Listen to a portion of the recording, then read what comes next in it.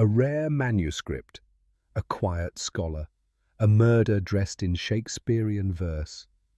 In a world where egos bleed ink and betrayal hides in footnotes, one man's obsession with literature leads straight to Wolfe's brownstone, where truth is never optional and justice is served chilled with orchids. Before we begin, I'd love to know where in the world you're tuning in from and what time it is for you right now. Let me know in the comments. Settle in, because this mystery begins now. There are certain mornings when a man would rather spend the day interrogating Fritz's omelette technique than answering the phone. This wasn't one of those mornings. I was halfway through a respectable mug of coffee, black, strong, hot, when the phone rang. Not the outer line, the private one. Wolfe's brows, which were already in their morning scowl formation, didn't move, but one pudgy finger flicked in the air. I took the call. "Is this Mr. Goodwin?" The voice was female, urgent, and used to being listened to. "Yes," I said, already bracing for trouble. "This is Archie Goodwin. If you're selling encyclopedias, I should warn you. We already have a full set and no shelf space. This is Julia Treglow. My father is dead. I think he's been murdered." Well, that's one way to kill a coffee buzz. I switched hands and sat up. "You think?" "Most people call homicide when the knife's still sticking out." "No knife," she said. "He died in his library. It was locked. The police said it was natural, but it wasn't. He was terrified before it happened. He said someone was going to destroy him. And now he's conveniently destroyed," I said. "Who was your father?" "Felix Treglow, the publisher." That got a raised eyebrow from Wolfe, who was pretending not to eavesdrop. "I want to hire Mr. Wolfe," she continued. "Discreetly," I said. "We don't usually do discreet before breakfast, but I'll pass it on." I hung up and looked at Wolfe. "She says it wasn't natural." Wolfe grunted. "Neither is most human behavior." "She claims her father was murdered in a locked room," I said. Wolfe didn't even open his eyes. "Bah! The locked room genre is an overrated literary conceit." "She also says the police dismissed it as natural." "As is their wont." "She's offering double your standard fee." His eyes opened. That, ladies and gentlemen, is the Nero Wolfe version of falling off a chair. I presume you inquired what professional field her father occupied. "Felix Treglow, publisher, apparently known for first editions and literary scuffles." Wolfe made a noise that wasn't quite a sigh and wasn't quite a purr. "His catalogue included the Kelham Shakespeare, a notable quarto. I possess a copy." She mentioned something about a rare quarto, actually. That did it. Wolfe sat up. "Archie, contact her. Invite her here at 2. Ensure she brings any relevant documents. If she is indeed the daughter of Felix Treglow, she is not without refinement." "You're on the case?" "I am on the edge of the case," he said. "It may yet disappoint. But a forged quarto? That would offend me personally." And folks, when Wolfe gets offended personally, it usually ends with someone else in handcuffs. The Treglow townhouse on East 78th had a kind of subdued wealth, quiet, scholarly, and not too loud about the money. The door was answered by a maid who looked like she'd seen enough police boots on the carpet to last a lifetime. Julia Treglow met me in the hall. Early 30s, dressed in navy wool, neat enough to pass for Yale law, tired enough to pass for someone who hadn't slept since her father's heart stopped. "He's still in there," she said. "They said they wouldn't move him until tomorrow." They being the cops or the mortuary? Both. She led me to the library. Now, I've seen a lot of rooms in my time. This one made me stop. The walls were crimson, real crimson, not wallpaper faking a tan. Books lined the shelves in symmetrical rows, a heavy mahogany desk, a wingback chair, and in that chair, slumped but eerily composed, was Felix Treglow, hands folded, head tilted slightly, like he'd just finished a boring sonnet. "I didn't touch anything," Julia said. I nodded. "Good. Let's keep that tradition alive." There was no sign of violence, no blood, no bruising, just a man who had apparently shuffled off the mortal coil in mid-thought. But something was off. I couldn't say what yet. Maybe it was the way his shoes were polished, or the absence of reading glasses on a table full of open books. Or maybe it was just the way red walls make everything feel like a warning. "He had a visitor," Julia said, as I scanned the room again. "The morning he died." "Go on." "His name is Miles Wendover, a manuscript dealer. He came to evaluate something my father found." "What kind of something?" "A quarto, Romeo and Juliet. Supposedly early, very early. My father was thrilled but suspicious." I raised an eyebrow. "Suspicious of what?" "He thought it might be forged. He said it didn't breathe right, whatever that means." Wolfe would have known exactly what that meant. "And Wendover?" "He was charming. Too charming. Left after 20 minutes. I didn't see the quarto again after that." I jotted the name. Wendover, Miles, dealer, shifty grin. "You believe me?" "I believe the guy in the chair isn't talking. That makes you more helpful than him." She didn't smile. Smart woman.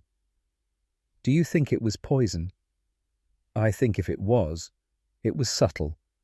The kind that doesn't need a note or a motive lying beside the body. And in my experience, when a rare book shows up and then disappears with a man who knows too much about ink, things tend to get literary and lethal.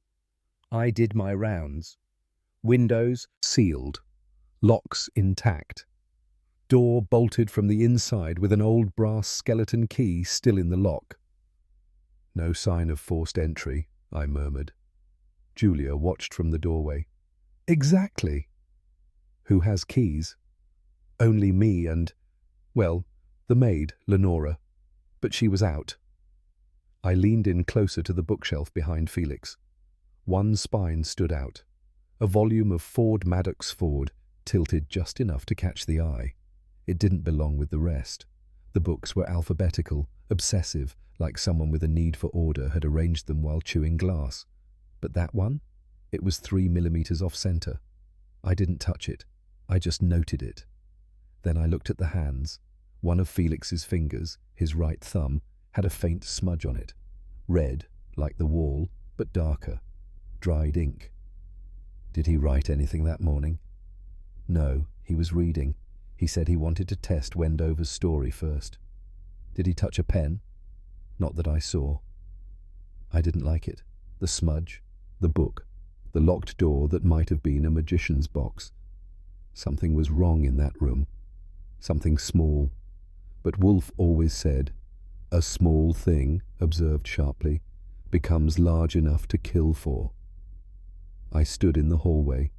Julia was nursing a cup of tea that had long gone cold.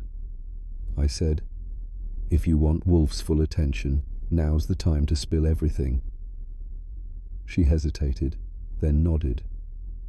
"My father told me he was going to expose someone. He said he had proof of a major literary forgery, something that could ruin a reputation or make a fortune." I tilted my head. "And?" "He didn't name names. He said he wanted to be sure first. That's why he brought in Wendover, to verify it.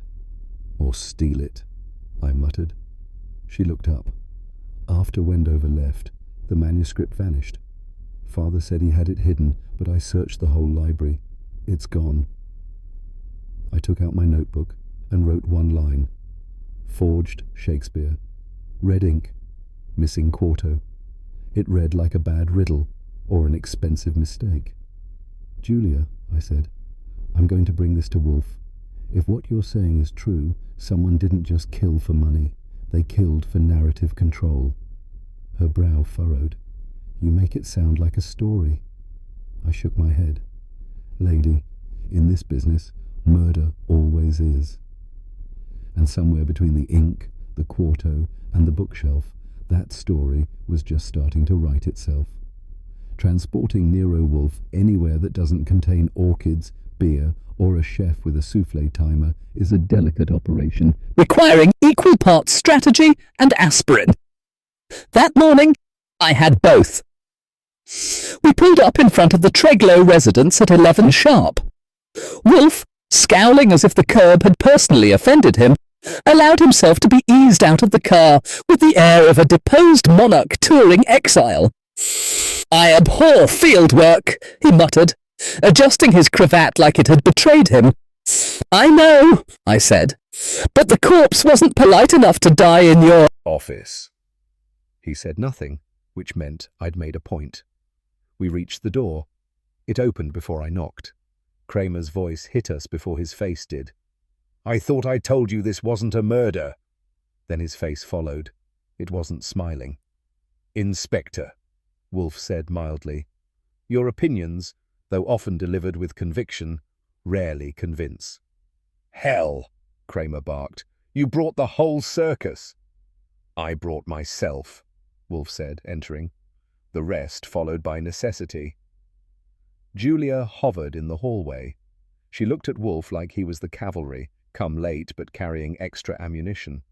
Wolfe merely inclined his head. Madam, lead on. The library was still the same blood-coloured sanctuary I'd seen the day before, minus the body bag, and plus one growling police inspector. I'm telling you, it was natural, Kramer said, gesturing toward the empty armchair like it was about to confess. Old man, heart condition, locked room, no wounds. And no autopsy, Wolfe said. Predictably expedient. Kramer bristled. You think we don't know a clean death when we see one? I think you know what's convenient to believe, Wolfe said, eyeing the floorboards. I took a moment to note Julia's reaction. She wasn't looking at the chair. She was watching Kramer, as if memorizing every shrug and blink. I see no sign of foul play, Kramer continued. The maid was out, the door was locked from the inside, and there's no poison bottle tucked under the couch. Case closed. Case untouched, Wolfe said. As yet. Kramer made a noise like someone had fed him a lemon. You got a reason to be here besides ego? Yes, Wolfe said. A client. Julia stepped forward and lifted her chin. I'm hiring Mr. Wolfe, immediately. Kramer looked at her, then at me, then at the crimson walls, as if the whole place had started bleeding logic. I said, Looks like we're staying. Kramer muttered something unprintable and stormed out, muttering about private eyes with fat egos and fatter clients. I made a mental note to quote it to Wolfe later, purely for the reaction. Julia pulled a folded envelope from her handbag. I prepared this in case he said yes. Wolfe took it and scanned the contents, which included a retainer that could have paid Fritz's grocery bill for a month, plus hazard pay for emotional labour. Double your usual fee, she said, and full discretion. Wolfe nodded once. Accepted. I pulled out my notebook. You want to tell us why you're so sure this wasn't just a tragic climax to a literary life? He was scared, she said. He said something terrible was coming, and he said someone would try to cover it. Wolfe tucked the envelope into his coat. Then let us hope they are less competent at concealment than at murder. I stepped toward the desk. Anything you want me to start with, Wolfe? He looked around, slowly, as if soaking the room into his pores. Yes. Start by removing that ghastly assumption Inspector Kramer left behind. You mean that it was natural? I mean, Wolfe said, that it was simple. Well, not a seat exactly. Wolfe refused to sit in the library. He loathed strange chairs the way cats loathe bathtubs. Instead, he stood with hands behind his back, surveying the scene like it was a battlefield, or worse, a poorly catalogued archive. I crouched by the armchair, careful not to smudge anything. Position of the body was relaxed. Hands folded, legs not crossed. No signs of a struggle. Wolfe frowned. The absence of chaos is not the same as the presence of peace. I let that sink in and circled the desk. A book lay open to an annotated page of Shakespeare's Romeo and Juliet. Underlined passages, no pen in sight. "His reading glasses?" I asked Julia. She blinked. "He always kept them on that little table." "Not today," I said, checking under the armchair. Nothing. Wolfe was eyeing the far wall now. He leaned forward half an inch, a rare act of athleticism, and squinted. "Mr. Goodwin?" "Yes, sir." "That shelf. Second row, east wall. Something displeases me." "I'll get there." "Be deliberate," he said. "This room was curated by a man who trusted in order. That makes any disorder suspect." And Wolfe, heaven help us, respected order almost as much as he respected orchids. The east wall was a neat grid of leather-bound snobbery.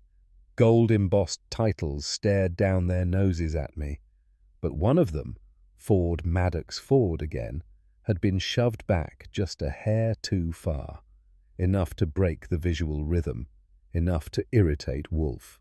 I said, "You want me to touch it?" "No," Wolfe said. "Note it." "Noted," I said. Misaligned spine. Title, The Good Soldier. Possibly ironic. Wolfe gave me a look. "Don't be facile. Observe." I did. "It's newer than the others. Less dust. Might have been handled recently." "Precisely. A man whose shelves resemble a military parade does not misplace one soldier." I turned to Julia. "Anyone moved a book since the police left?" She shook her head. "Not that I know of." I stepped back and scanned the surrounding volumes. Alphabetical order was perfect. Shelf height was consistent. But that one spine, it bugged me too. Wolfe hadn't moved. "We will, of course, examine it later. Preferably after Mr. Kramer is no longer within earshot." I said. "You're worried he'll smudge the smudge?" "I'm worried," Wolfe said. "He'll blunder over truth with the subtlety of a rhinoceros on a parquet floor." Which was, frankly, giving Kramer too much grace. It was Wolfe who spotted it first. Naturally. He'd been pretending not to look at the body, but I knew better. Nothing that rotund should move that quietly, unless it was planning something. He gestured. His right thumb. I leaned in. There it was. A faint, crescent-shaped smudge. Not blood, not dirt, ink, red. Almost the same tone as the walls, but not quite. A shade deeper, burgundy, with a secret. "Was that there yesterday?" I asked Julia. I didn't notice. No one said anything." "Did he use red ink?" "Never. He used fountain pens, but only black." I looked around the room. "I don't see an ink bottle." "There isn't one," Julia said. "He had cartridges." I stood. "So either someone brought ink, or he had a sudden artistic relapse." Wolfe spoke, crisp and quiet. "It is not the ink alone. It is its placement. A man does not smear his thumb without activity. Writing. Touching." "Touching what?" Wolfe's gaze returned to the shelf. "That," he said, "is precisely the question." Kramer re-entered the room just then, in time to see me scribbling notes. "What now?" he growled. "Red ink," I said. "Wrong place, wrong time." He snorted. "You people see ghosts in the wallpaper." "No," Wolfe said, "just murder in plain sight." By the time we got back to the brownstone, Wolfe was already 3/4 submerged in a book on 16th century watermark anomalies, and I was left with the honor of hunting for motive among the literati. Julia had provided names, carefully, with the hesitance of someone who knew she was pointing fingers at people who could quote Hamlet and sue at the same time. There were three main contenders in what Wolfe later dubbed the Bibliophile Brotherhood, though sisterhood was represented too. First, Miles Wendover, rare book dealer with a storefront on Lexington and the morals of a raccoon in a silver vault. Second, Dr. Elsa Knapp, medievalist scholar, infamous for her paper on the misattributed sonnets and for publicly referring to Felix Treglow as an editorial opportunist. Third, Graham Kessler, once Treglow's right-hand editor, now a ghost with a mailbox. Each had known Felix. Each had something to gain or something to bury, and each, as Wolfe would later claim, had the unflattering scent of self-preservation. My job was to poke them with questions and see which one squeaked. So I polished my shoes, grabbed my notepad, and prepared to have tea with people who'd rather bind you in footnotes than rope. Miles Wendover's bookshop was one of those dusty, shadowy caves that smelled of glue, dead trees, and long-dead arguments. The man himself emerged from behind a shelf of vellum-bound volumes with a grin that had been rehearsed in the mirror. "Ah, Goodwin," he said. "I heard you were sniffing about." "Then I'll skip the introductions," I replied. "Let's talk about Treglow." He gestured toward a cracked leather armchair. I declined. It looked like it came with tetanus. "Such a shame," he said, with all the sincerity of a used car salesman in a rainstorm. Felix had strong opinions, and a stronger heart, I thought.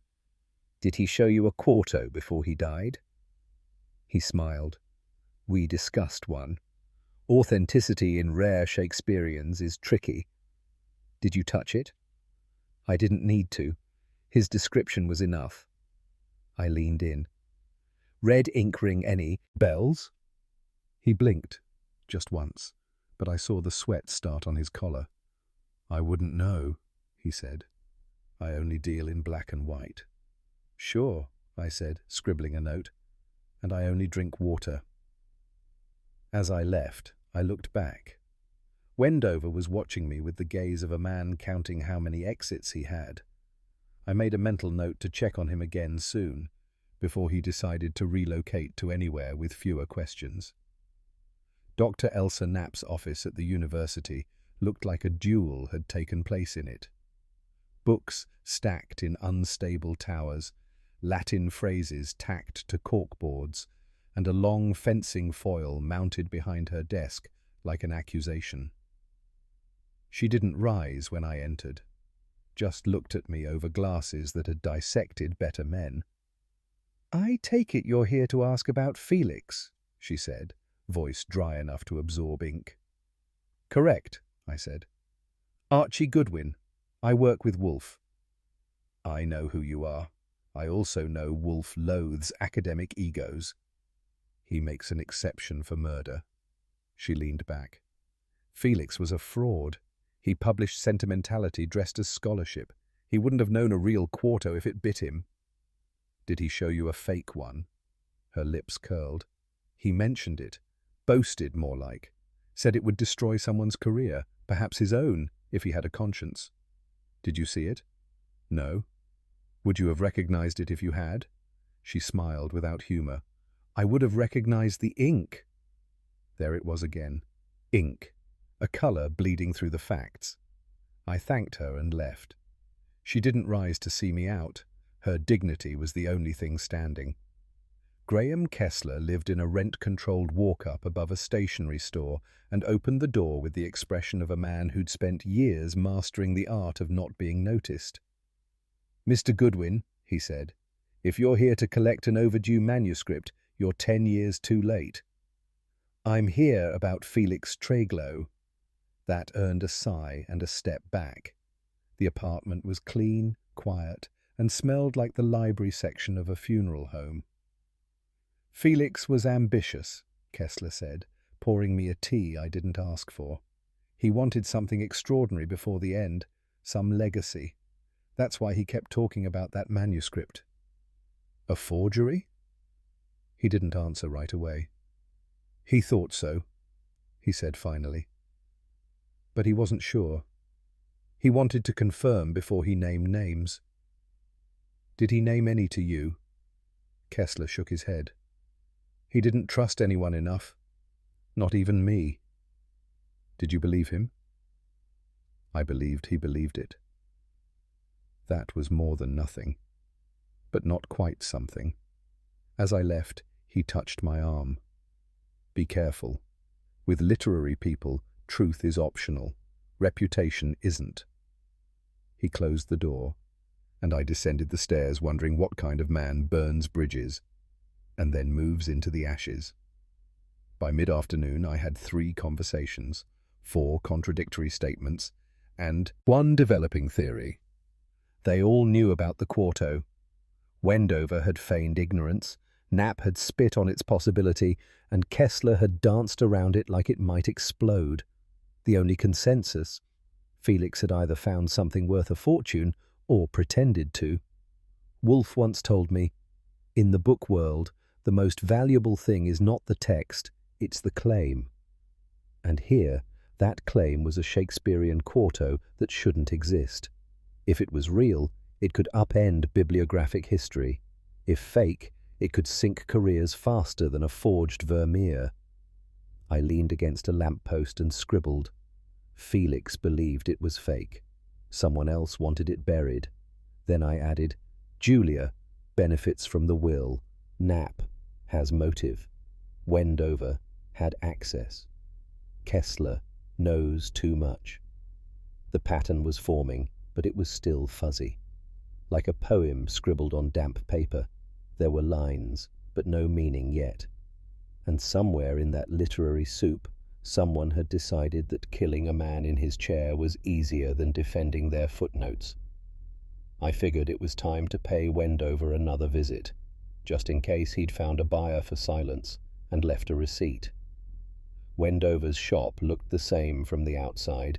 Gloomy windows, faded titles, a sign that hadn't been updated since Coolidge. But the door was locked. Odd for a weekday. I knocked. No answer. Peered inside. The front counter was clear, which was unusual. Miles usually left it cluttered with catalogues, teacups, and unpaid invoices. I circled the building and found the rear alley door slightly ajar. A breeze stirred papers inside. I called out. Nothing. Inside, the place looked abandoned in a hurry. Drawers left open. A stack of first editions halfway boxed. A receipt book still flopped open on the desk like it had been interrupted mid-scribble. But no Wendover, no Clark, just a silence that didn't feel like vacation. I spotted a missing volume on the shelf where he kept Shakespearean folios. Its absence was like a pulled tooth, glaring even to an amateur. I jotted it all down and backed out without touching anything. Wolfe hated contamination of facts almost as much as contamination of food. Someone had left in a hurry. Whether they'd walked out or been carried, I couldn't say. Yet. But if Wendover was smart, he was running. And if he wasn't, well, maybe someone had already written his epilogue.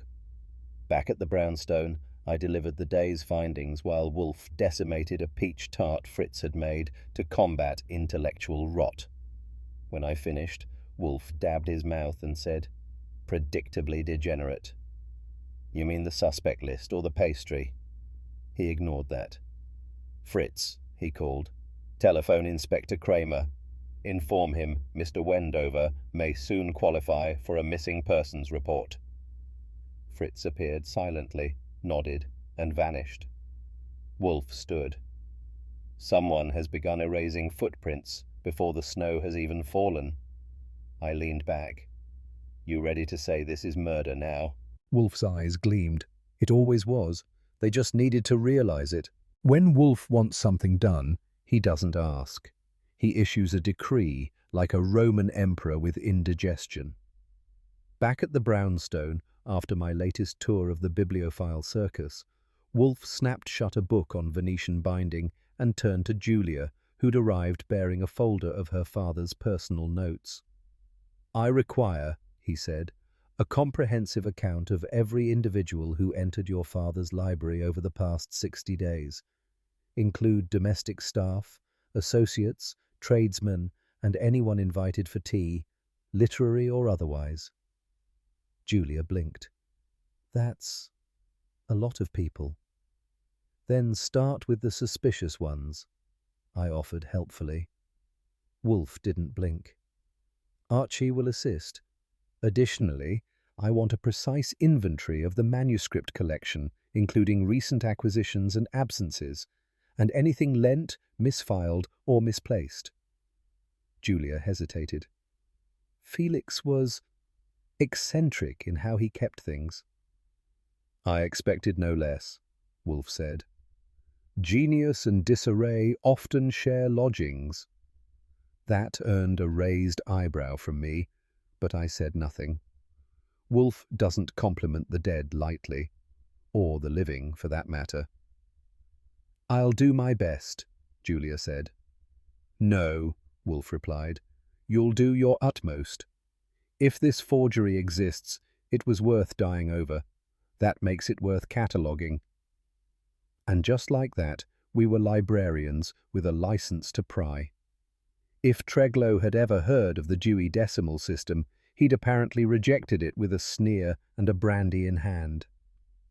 Julia and I spent 3 hours knee-deep in the literary version of a junk drawer, rare pamphlets wedged between Chaucer folios, 19th-century treatises hiding behind erotic ballads, and a first-edition Jane Eyre being used as a paperweight for receipts from Paris.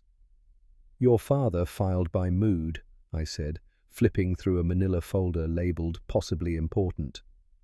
Sometimes by colour, Julia replied. Sometimes by whim. And never by logic, I muttered. We worked through shelf after shelf. At one point, I found a Gutenberg reproduction shoved next to a phone bill. At another, I uncovered a handwritten index titled What May One Day Matter, followed by a blank page. Still, slowly, a trail emerged. A name kept recurring in the margins. R&J Quarto, Proby, misdated, and then, scribbled in the edge of a yellow ledger, compare while Wendover's claim, use ink sample. I tapped the page. This where your dad started suspecting forgery? Julia nodded. He said the quarto felt wrong. He said it didn't breathe. I looked around at the disorder. Lady, I said, if that book could breathe, it'd be gasping for air. Cross-referencing anything in Felix Treglow's archives was like assembling a puzzle from 3 different boxes, blindfolded. But eventually, Julia and I narrowed the last verified appearance of the mysterious quarto to 2 days before his death. A notation in Felix's calendar, scrawled with surprising legibility, read, Show MW revised quarto, 4 p.m., MW, of course, being Miles Wendover. But after that, nothing. Not a single note, receipt, or scribble mentioning the quarto. It had evaporated. Are you absolutely sure your father didn't give it to Wendover? I asked. No, Julia said firmly. He was paranoid about it. He wouldn't even let me see it. Could he have hidden it somewhere else? She shook her head. We've checked every drawer, every safe, even the false panel behind the bookshelf. And no one else saw it? Not that I know of. Wendover claimed he didn't even touch it. He also claimed he doesn't sweat when cornered, I muttered. What bothered me wasn't just the disappearance, it was the silence that followed. Felix wasn't the sort of man to drop a lead without leaving at least a breadcrumb, unless someone cleaned up the trail. And the more we looked, the more I started thinking we weren't dealing with forgery anymore. We were dealing with theft. We were elbow deep in manuscripts when Julia glanced toward the desk drawer and hesitated. There's something else, she said. I straightened. That sentence never leads to something dull. She opened the drawer and removed a pale blue folder marked with a neat little tab that read, Amendments. Father updated his will just a week before he died. I flipped it open. The amendment was handwritten, witnessed by his attorney, and as tidy as legal death wishes go. But the content, that had claws. It removed one name, Graham Kessler, from the list of legacy beneficiaries. In his place was Julia, sole heir, everything. Was this a surprise to you? She looked guilty. Yes, no. I suspected, but I didn't know. Did your father tell Kessler? No, he said Graham would find out when it was too late. And how would you describe Graham's temperament? She didn't answer right away. Reserved, she said finally, but bitter, especially lately. I stared at the codicil, a change that sharp, that late in life, made ripples. Wolfe's going to want this, I said. Julia nodded. I tucked the folder under my arm. Adding motive to the mix always spices things up, I said. Too bad it also tends to kill people. By the time I got to Wendover's shop, the sun was doing its best impersonation of noir lighting, and the street was quiet enough to make you think something had been forgotten. The bookstore's closed sign swung lazily behind the window. That wasn't strange, but the silence inside was. No clerk, no hum of the old radiator that usually wheezed like a wheezy accordion, and no Wendover behind the desk with his smug half-smile. I rapped twice. No answer. Then I noticed the back alley door was cracked open, just enough to suggest bad things come in subtle forms. I pulled out my notebook, stuck it in my coat, and stepped inside. I'm not psychic, but when the hair on the back of my neck starts saluting the air, I usually find it wise to listen, and this time it was playing a full brass section. The back of Wendover's shop was a mess. Papers scattered, drawers pulled out, a lamp broken on the floor. Not ransacked exactly, more like someone looking for something without time to apologize. Then I saw him. Miles Wendover was sprawled face down beside a toppled bookshelf. His legs stuck out at an odd angle. Above him, the entire second row of folios had collapsed, pinning his back. And next to his head was a bloodied, oversized volume of the Atlas of Early English Typography, a book Wolfe once called heavy enough to kill a man and dull enough to make it forgivable. I knelt down. No pulse. No movement. Just the faint smear of blood beneath the atlas, and a look on Wendover's face like he'd finally lost an argument he couldn't worm out of. I scanned the floor. No sign of forced entry. No scattered money. Just one missing volume. Romeo and Juliet, from the Shakespeare shelf. Wolfe wouldn't be pleased.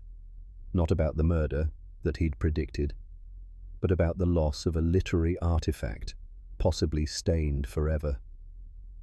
I stepped back slowly, careful not to touch a thing. Whoever killed Wendover wasn't subtle, but they were efficient, and they'd come for one thing only, a play that had just turned into a tragedy. Wolfe answered the phone on the second ring. "He's dead," I said. "I assume you mean Mr. Wendover," he replied. "Atlas to the skull, and the shop was cleaned out like a burglar with a PhD. There was a pause. Then, predictable. You're really going to need to pick a new word. Bodies are piling up. Then ensure they are guarded. Remain on site. Do not contaminate the scene. Wouldn't dream of it. Fritz will contact Inspector Kramer. You're not coming?" "No," Wolfe said. "I have orchids to mist, and murder, I find, rarely requires my legs, only my mind." I hung up and looked down at the body again. Wolfe was right.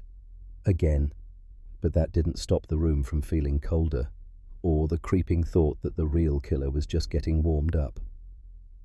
Kramer arrived at the brownstone like a hurricane that had recently swallowed a precinct report. He didn't knock. He didn't pause.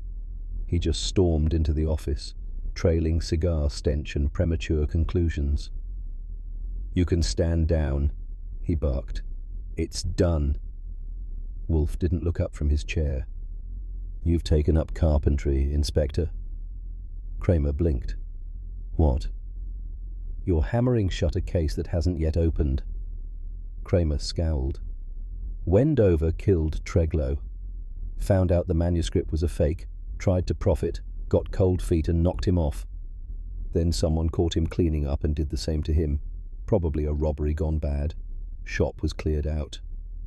Wolfe lifted a single brow. "That is positively operatic in its ineptitude." Kramer flushed. "You got something better?" "I have facts," Wolfe said, "which is more than I can say for your melodrama. I've got a suspect with motive, opportunity, and no alibi. You also have no weapon, no proof of Wendover's presence in the library post-mortem, and a corpse pinned by the most ironically chosen atlas I've seen this month." Kramer's jaw flexed. "You saying Wendover didn't do it?"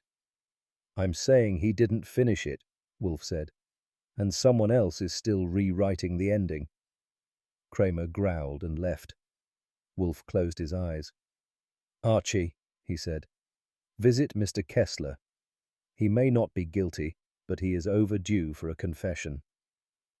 Graham Kessler opened the door with the same enthusiasm most men reserve for jury duty. He looked thinner than before, and his sweater had acquired a new hole since my last visit. "You again," he sighed. "Me again," I said, "and I come bearing questions and no coffee." He let me in and gestured vaguely toward the same sad armchair from before. "Did Felix Treglow ever publish anything he shouldn't have?" I asked. Kessler sat, rubbed his temples. "Felix had taste. Not always good taste, but taste. When he got older, he started chasing headlines. Lost the thread." "Was he aware of the shift?" "Of course. That's why I left. Editorial ethics. He asked me to approve the inclusion of an unverified manuscript, something he claimed was a lost Shakespeare." "The quarto?" Kessler nodded. I refused, told him it would ruin his name. "Did you see it?" "No. He kept it under lock. Said he was protecting the truth." "Did you tell anyone?" "Not until now." I watched him closely. "He cut you out of the will, you know." Kessler closed his eyes. "Yes. And I didn't kill him. I just wanted to leave the mess behind." He opened his eyes. "But I think someone else wanted to bury it, deep." Dr. Elsa Knapp had a lecture hall all to herself when I found her, half-lit, chalkboard filled with angry handwriting, and her arms crossed like she was guarding a battlefield. "You've been busy," I said. "I'm always busy," she replied. "Unlike those who spend their time prying into the dead." "I'm more interested in the living," I said, "especially the ones who hated Felix Treglow's guts." Her lips twitched. Felix was a fraud wrapped in a quotation. "Did you know he planned to publish a forgery?" She lifted a brow. "So he finally admitted it?" "Not exactly, but he suspected something was wrong." Knapp leaned against the desk. "He asked me to review a manuscript once, a supposed quarto. He said it was revolutionary. I said it was laughable." "Did you touch it?" "No." I refused. Told him the ink alone was suspect. That caught me. "What about the ink?" "It was a shade of red used in decorative initials, not marginalia, not period appropriate." He wouldn't listen. "Did you tell anyone else?" "I told everyone. No one cared." She uncrossed her arms. "Felix built his legacy on shaky footnotes. If it collapsed, that was his doing." I thanked her. She didn't say goodbye. Scholars, I've learned, don't believe in exits, only revisions. Julia Treglow invited me in like she was expecting bad news to arrive wearing my shoes. She led me into the parlor and poured tea. Her hands weren't shaking, but they weren't steady either. "I saw Kessler," I said. "He knows about the will." She nodded, staring at the teacup like it had secrets in the steam. You didn't think to tell us your father made you sole heir? I wasn't hiding it, she said. I just didn't think it mattered. Everything matters, I said, especially motive. Her lip trembled, barely. I didn't want the estate. I wanted his trust. And yet you have both. She looked up. You think I forged the manuscript? I think you might have found something after his death. Something valuable, something dangerous.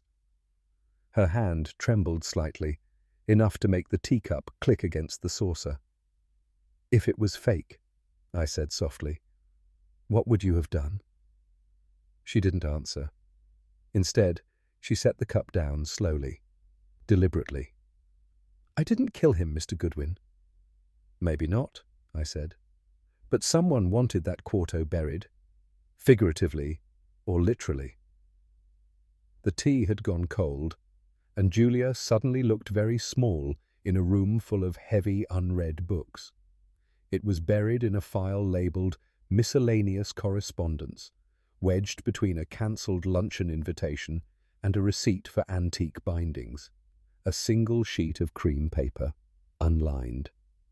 The ink was red, deep, dried, just a hair too thick. It was in Felix's hand, no doubt. But something about it stank of theatre. The note read, The deception is deeper than I thought. The red ink. Watch the margins. I cannot say more until I am certain. No date, no letterhead, no envelope, no context.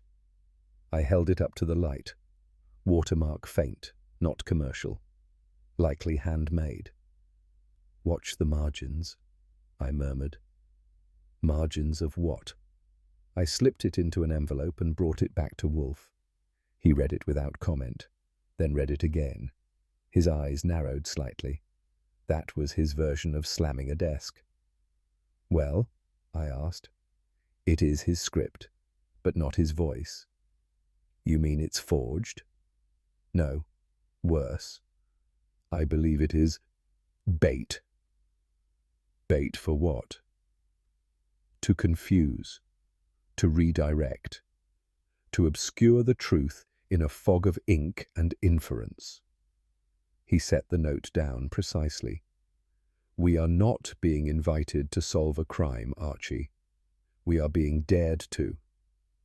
The second note arrived an hour later, hand-delivered in a plain manila envelope by a messenger who didn't wait for a tip. Inside, another sheet of cream paper, same ink, same handwriting. This one read, Forgive me. I knew too much, too late.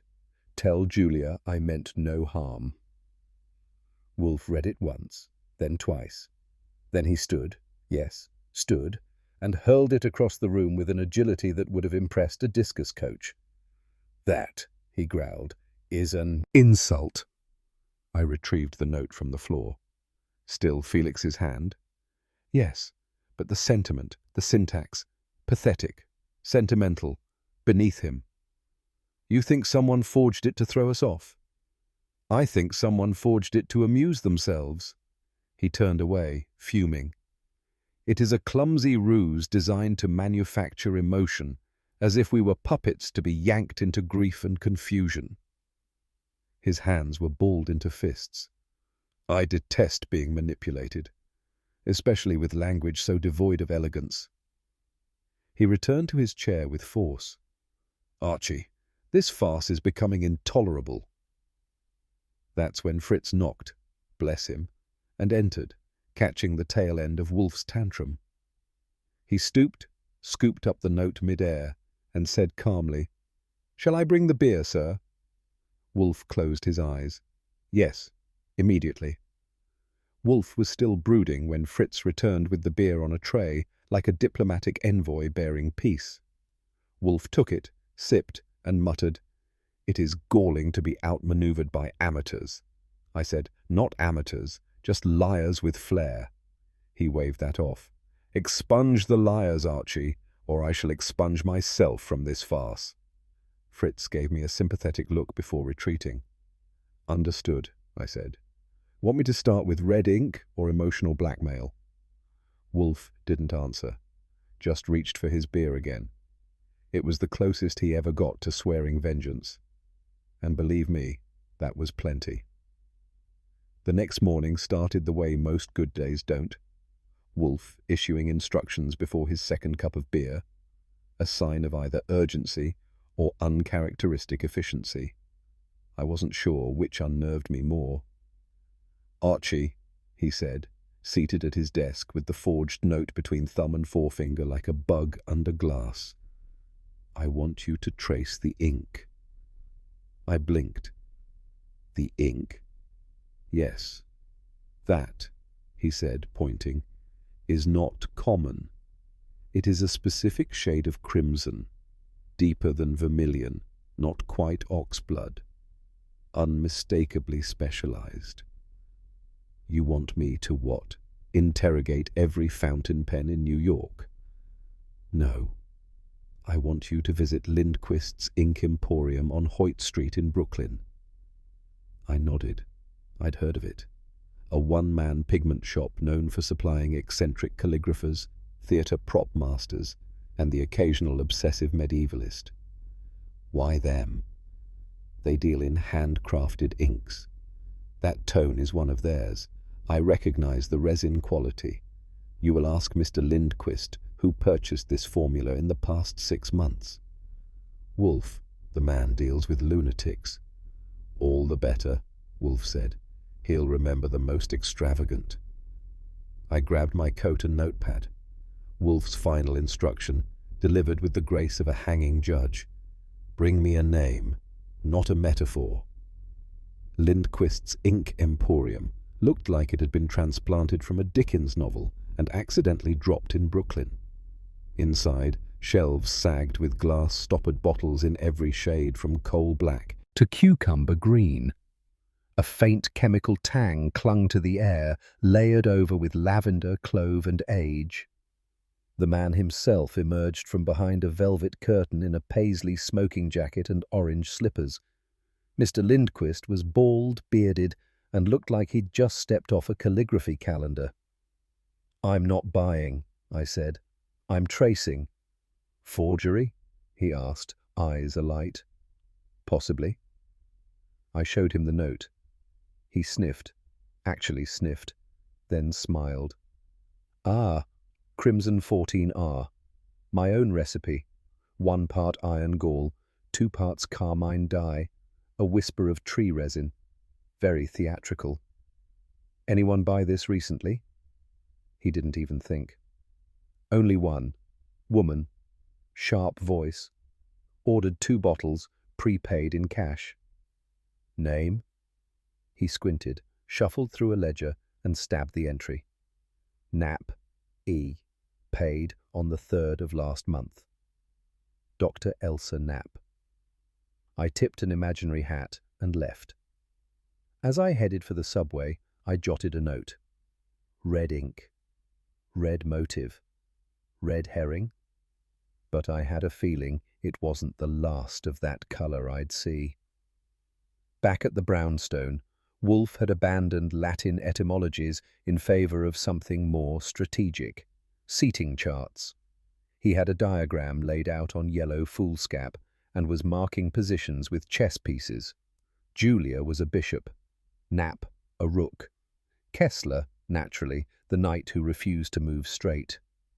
"I require Fritz's assistance," Wolfe declared. "Call him." When Fritz entered, flour-dusted and aproned, Wolfe pointed to the diagram. "I want tea service arranged precisely. Knapp to the left of the samovar. Julia opposite the orchids. Kessler on the chaise, not the club chair. His posture will betray him. And Inspector Kramer, when he arrives, near the bookshelves.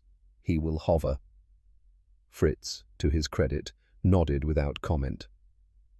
"Is this a trap or a tea party?" I asked. "It is both," Wolfe said. "Control of atmosphere precedes control of narrative." He handed me a list of the guests to summon, each accompanied by a small note in Wolfe's rigid script. "Observe reactions to the quarto. Use silence where possible. Serve the Darjeeling with lemon, Wolfe added to Fritz. Not milk. It promotes clarity. Of thought? I asked. Of expression. People lie more artfully with milk. Which, coming from Wolfe, was practically gospel. By the time I returned from the ink excursion, Wolfe was entrenched behind his desk, with his lips pressed so tight they looked stapled. I dropped the notebook on the blotter. Elsa Knapp. 2 bottles of Crimson 14R, paid in cash, confirmed by Lindquist himself. He skimmed, nodded. As expected. And the trap. There is no trap, he said, sipping his beer. I blinked. You just choreographed an Elizabethan tea ambush and there's no plan? Plans without final variables are daydreams. Then what's the missing piece? He gave me a look like I'd asked why books have covers. The manuscript, Archie. The quarto? Yes, I suspect it still exists. But it must surface. I leaned against the desk. You think someone's holding it back? I think, Wolfe said, someone believes possession equals power. Once it appears, the guilty party will act, by instinct, by fear, or by greed. And until then, we observe. Brilliant. So we serve tea and wait for someone to choke on guilt. Or on lemon, he said. Either will suffice. I opened my notebook and muttered, Wolfe's plan, poke the hornet's nest and hope it stings someone else first. He heard that. He didn't disagree. I don't get many hunches, but when one creeps up my spine and starts whispering, I listen. That morning, Julia left the brownstone after a polite but icy chat with Wolfe. She said she had errands. Wolfe raised one eyebrow and said nothing. I followed. She took a cab. I took the sidewalk. And a lucky break with a traffic light put me behind her again on East 42nd, right near the law offices of Blackwood, Pym and Crane. She went in. Now, lawyers don't usually serve tea at 10 a.m., and Julia wasn't dressed for estate litigation. I waited, leaning against a newspaper stand, pretending to read about baseball scandals while watching the revolving door. 25 minutes later, she re-emerged, carrying a leather portfolio and wearing an expression somewhere between resolve and guilt. She walked 3 blocks west, then turned north toward Midtown. I stayed close. Wolfe's lectures on tailing technique may have been pedantic, but they paid off. Julia turned again, into a bank. A Midtown branch with safety deposit boxes. She glanced over her shoulder, then went inside. I stepped into the recessed doorway of a deli and pulled out my notebook. When Julia Treglow makes a deposit, it's not loose change. And I had a sinking feeling it wasn't bearer bonds either. She came out 15 minutes later, lighter in step, emptier in arms. But I'd seen the folder when she entered. Flat, dark brown, a familiar cord-wrapped style used by rare book handlers and manuscript traders. I let her pass, then stepped out. "Morning," I said cheerfully, falling in beside her. She jolted. "Mr. Goodwin, how—" "I've been studying your route. Call it a walking seminar." She clutched her bag tighter. "I don't appreciate being followed." "I don't appreciate being lied to," I replied. "So, we're even." She picked up pace. I matched it. "You know," I said, "there's a good question Wolfe likes to ask. Why would someone hide a valuable forgery if they weren't guilty of forging it?" Her lips tightened. "It wasn't a forgery." "Then why lock it away?" "I was protecting it." "From whom?" She stopped. "From myself," she said, soft. That surprised me. I didn't press her, but I called Wolfe from the corner payphone. "She's got it," I said. "I presumed as much," Wolfe replied. "Now kindly escort her here. The curtain is nearly drawn." As I hung up, Julia stood near the corner, clutching her coat. If guilt had a colour, it wasn't red ink. It was the pale grey of someone running out of justifications. There are few things I enjoy less than being Nero Wolfe's herald. I have a decent chin, a fair hand with sarcasm, and legs built for trailing suspects, not for playing postman. But Wolfe, in one of his occasional spasms of theatricality, insisted I deliver the summonses to each of the remaining suspects myself. He said it lent gravitas. I said it lent blisters. First up was Dr. Elsa Knapp at her faculty office.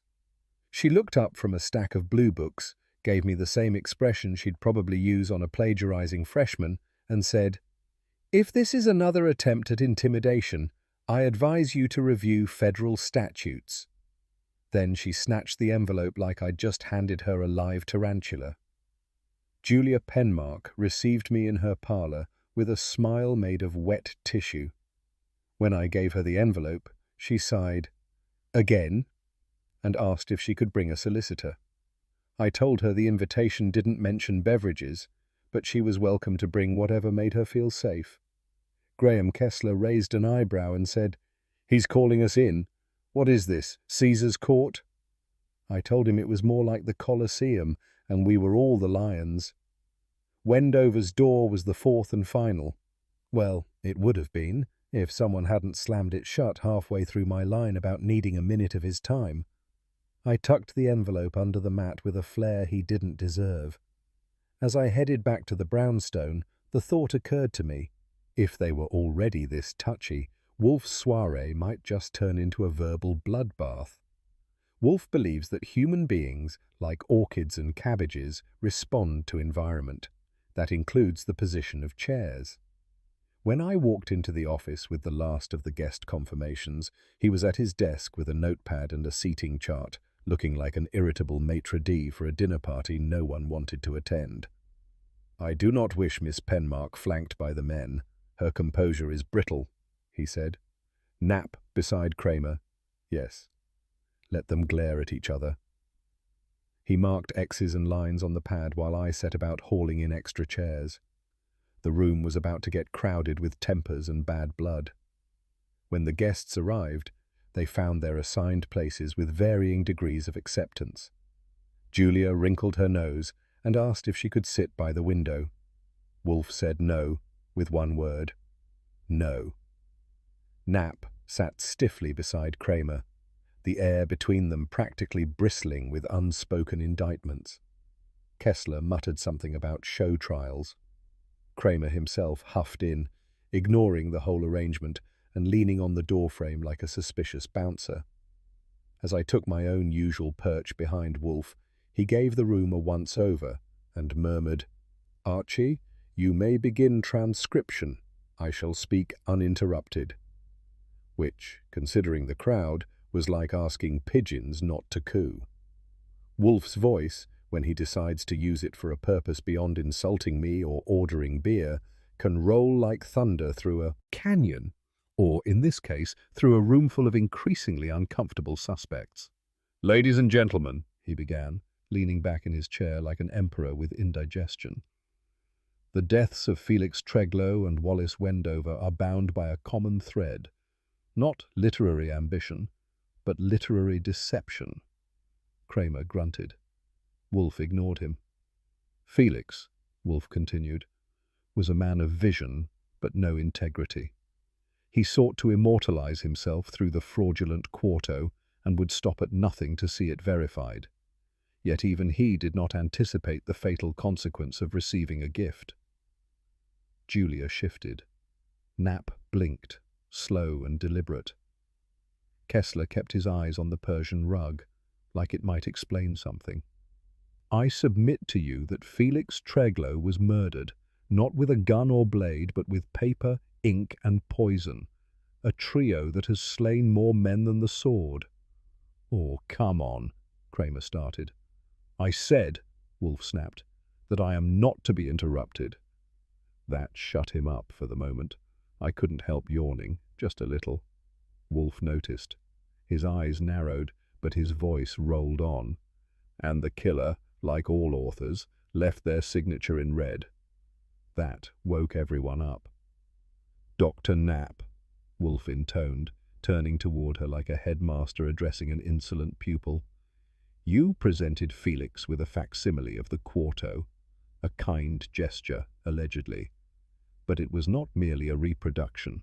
It was a clever, malicious construct." Knapp's lips thinned, but she didn't speak.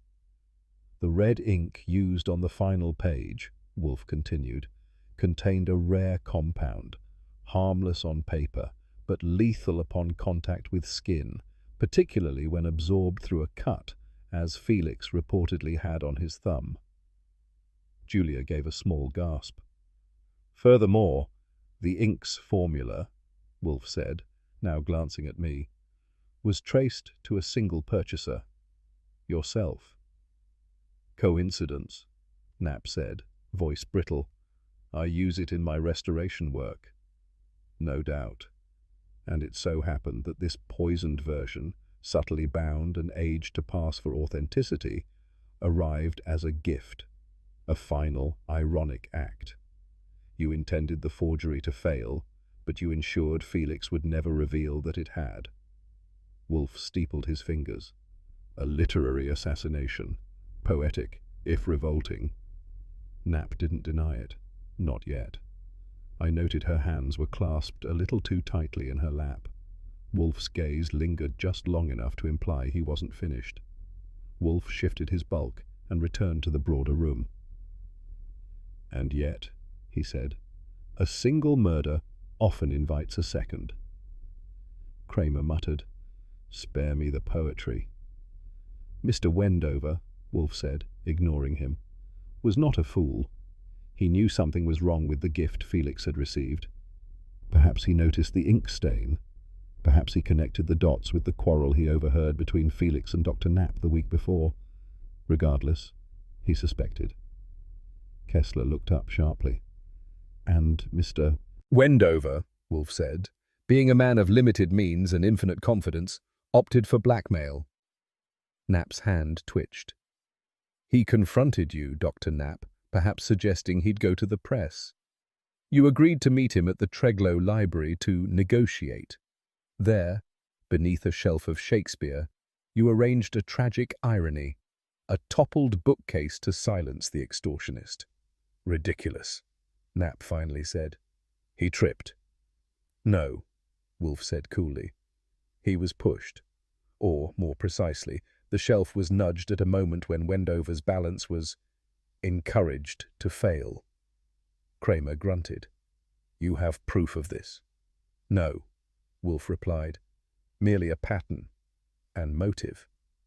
Knapp looked ready to speak, but Wolfe lifted one hand, pausing the storm before it could break. Wolfe's tone changed, shifting from sharp to silky, like a cat preparing to swat. "Miss Penmark," he said, "we must now consider your part in this literary web." Julia's eyes widened, but she kept her smile tight. "You did not kill anyone," Wolfe said, "but you did deceive. You had the authentic quarto, the real one, hidden from the moment of Felix's death. Your behavior has been evasive, your inheritance strangely liquid." I only," she began. "You intended to wait," Wolfe said, "to allow the dust to settle, then sell the manuscript quietly. But when the forgery was revealed, you panicked. You feared being accused of fraud, or worse, obstruction." Julia's teacup, long since emptied, trembled in her hands. "I didn't know it was dangerous." "It wasn't. Not to you. Your crime was concealment. Greed, perhaps, but not murder." Kramer shot me a look. He wasn't buying the distinction. Wolfe concluded, "She is guilty only of timidity, not treachery." And with that, his gaze returned to Knapp, whose face was starting to go pale with something worse than guilt, intellectual defeat. Dr. Knapp exploded. "Preposterous!" she shouted, rising to her feet. This is character assassination by a sedentary charlatan. I don't deny my disdain for Felix's fraud, but to accuse me— Sit, Wolfe said coldly. She didn't. She ranted, sputtering about standards, ethics, academic betrayal. It would have been impressive if it weren't so perfectly timed to collapse into confession. Kramer stepped forward, slow but steady, like he was handling a bomb instead of a professor. That's enough, Doc. You're coming with me. I won't be paraded like some common— You're already uncommon, I muttered. She wheeled toward me with venom, but Wolfe's voice, lazy and final, cut through. You were too clever, he said, and not clever enough. Kramer clapped the cuffs on. Julia wept. Kessler stood and left without a word.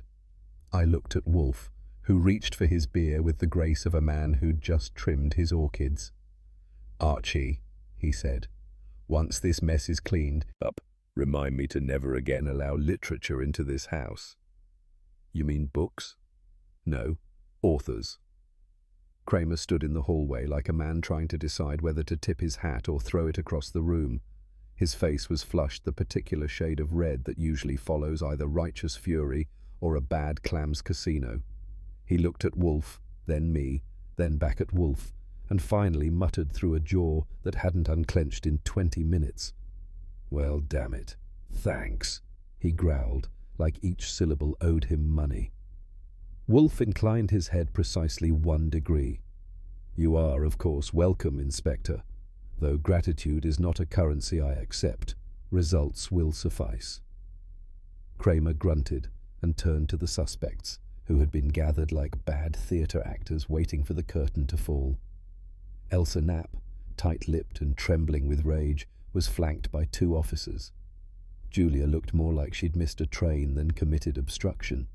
And poor Wendover, well, Wendover had bowed out early, under a bookcase and a Shakespeare quote. Let's move, Kramer barked, herding the procession toward the elevator. Just before disappearing from view, he glanced back. Don't get too smug, Wolfe. Wolfe, not even glancing up from his armchair, murmured, Smugness implies uncertainty, Inspector. I am merely correct. The front door had barely clicked shut behind Kramer's departing circus when Fritz materialized in the office with all the ceremony of a maitre d' at the Ritz.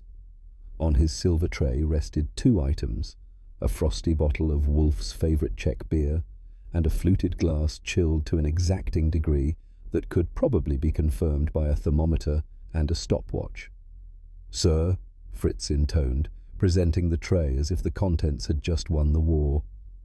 Wolfe opened his eyes, reached for the glass, and poured with reverence. He took a long sip, smacked his lips faintly, and leaned back with all the satisfaction of a man who'd just solved a triple murder using nothing but metaphors.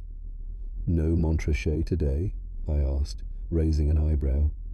I decline to waste white burgundy on irony, Wolfe replied. A chilled beer will suffice for justice, particularly literary justice. He swirled the glass. Literary crime is rarely literate, Archie, but one must allow for the poetry of poison. Sure, I said, if you're into iambic pentameter and homicide. Fritz cleared his throat diplomatically. Shall I bring anything else? No, thank you, Fritz, Wolfe said, eyes closing. Just quiet, and perhaps, later, lamb. 10 minutes later, Wolfe pushed himself from the chair with the solemn gravity of a retiring Supreme Court justice. He adjusted the sleeve of his yellow robe, took another sip of beer, and turned his face toward the upper floors like a man contemplating sainthood, or orchids. I knew the signs. It was over. The battle had been fought, the bodies metaphorically buried, and the mental autopsies completed. Wolfe had done his part, and now the orchids would take over. I'll be upstairs, he said. I nodded. Filed and finished? He paused in the doorway and turned his head slightly. Filed, he said. Just that one word, weighted like a verdict, and disappeared up the stairs. There was something oddly theatrical about his exit. like the detective in a novel who solves the case and vanishes into myth, or a playwright walking off stage before the final applause. From the kitchen, Fritz resumed his quiet humming. The office was still, save for the distant hiss of steam from the radiator and the faint echo of Wolfe's tread overhead. I pulled the case folder toward me, a blank label waiting. It needed a name, something fitting, and if Wolfe wasn't going to supply it, I would. I labelled it with a flourish that would have made a calligrapher weep. Literature lethal. Yeah, I know, a little dramatic. But if you've ever stared down the barrel of a poisoned folio while arguing with an opera-loving genius in a three-piece suit, you learn to appreciate a poetic touch. I slid the case folder into the file drawer under L and sat back, letting the chair squeak in approval. The thing about murder wrapped in metaphors is that it tends to leave a literary aftertaste. This one reeked of ambition, ink, and betrayal, plus a hint of academic perfume and the burnt edges of ego. Felix died clutching fake verse and trusting a woman with too many footnotes in her smile. Wendover thought blackmail would buy him a stage of his own. And Julia, well, Julia figured if the manuscript survived, so could she. It nearly worked too. But then again, near misses don't look great on a police report. I tapped the pen against the desk and stared at the last entry. Red ink had soaked into everything, from Felix's thumb to the footnotes of Elsa Knapp's rage. And yet, Wolfe called it simple. Me? I called it the worst book club I'd ever joined. I shut the drawer with a satisfying thunk, the kind that says, "That's all, folks," without needing a spotlight or curtain. There were still crumbs on the rug from yesterday's tea session, and Fritz's new fern drooped in the corner like it had overheard too much guilt in the room. I reached for the yellow pad and wrote a final line for the log, just so the typewritten recap would have something human at the end. Case closed. 1 manuscript recovered. 2 suspects arrested. 0 applause. I glanced up at the bookshelves, rows of polished leather bindings, and one slightly crooked volume Wolfe had nudged earlier while pontificating. Maybe it was the play where everyone dies at the end, or maybe it was the dictionary. With Wolfe, both were equally dangerous. I stood, stretched, and reached for my hat. There's only so much culture I can take before needing a drink that doesn't quote Milton. And as I pulled the door shut behind me, I said, aloud to no one in particular, I'll stick to crime novels. At least in those, the corpses don't bleed on first editions. Hey, everyone's allowed one dramatic exit, even me. In the stillness that follows justice, Wolfe ascends to his orchids and Archie closes the ledger, another case shelved under a title no publisher would dare print. The ink has dried, the red kind especially, but questions linger like a forgotten verse at the end of a page. Pride cloaked in scholarship, ambition laced with venom. How many crimes are written in the margins before they bleed into the text? Do you believe the killer's motive was ever about murder, or merely the need to be read and remembered? Let me know your thoughts in the comments, and if you enjoyed the mystery, be sure to like the video, share it with someone who loves detective stories, and subscribe for more. Not every case ends with applause, but the truth, once found, always echoes.